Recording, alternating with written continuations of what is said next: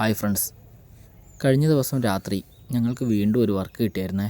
കസ്റ്റമറുടെ വീട്ടിലെ septic tank നിറഞ്ഞായിരുന്നു പ്രശ്നം. ഇതുപോലുള്ള പ്രശ്നങ്ങൾ വന്നു കഴിഞ്ഞാൽ വീട്ടുകാർ നല്ലപോലെ ബുദ്ധിമുട്ടുമെന്ന് അറിയാവുന്നതുകൊണ്ട് രാത്രിയാണ് കേട്ടോ ഞങ്ങൾ പണിക്കിറങ്ങിയത്. വർക്ക് ചെയ്യുന്നത് രാത്രി ആയതുകൊണ്ട് തന്നെ ഞങ്ങൾക്ക് ലൈറ്റ് പുതിയൊരു സംവിധാനത്തിലൂടെ അറേഞ്ച് ചെയ്യേണ്ടി വന്നു കേട്ടോ.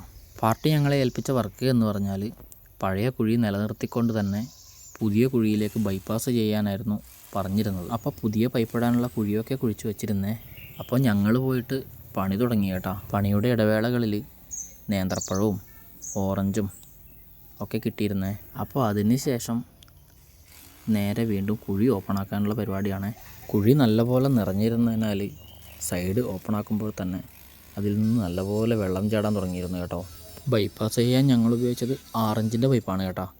4 ഇഞ്ചിൻ്റെ പൈപ്പ് ഇട്ട് കഴിഞ്ഞാൽ വീണ്ടും കുഴി നിറയുമ്പോൾ വേസ്റ്റ് വന്നടിഞ്ഞിട്ട് പൈപ്പ് ബ്ലോക്കായി പോകാനുള്ളൊരു സാധ്യത കൂടി ഞങ്ങൾ മുൻകൂട്ടി കണ്ടിരുന്നു കേട്ടോ. ഇൻ കേസ് പൈപ്പ് നിറഞ്ഞാൽ ക്ലീൻ ചെയ്യാനുള്ളൊരു സംവിധാനം കൂടി ഞങ്ങളിവിടെ ചെയ്തിട്ടാണ് പോയത്.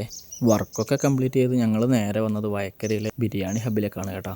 ഈ വർക്ക് അന്ന് രാത്രി തന്നെ കംപ്ലീറ്റ് ചെയ്ത് കൊടുക്കാൻ പറ്റിയതിൽ ഞങ്ങൾക്ക് വളരെ സന്തോഷമുണ്ട്.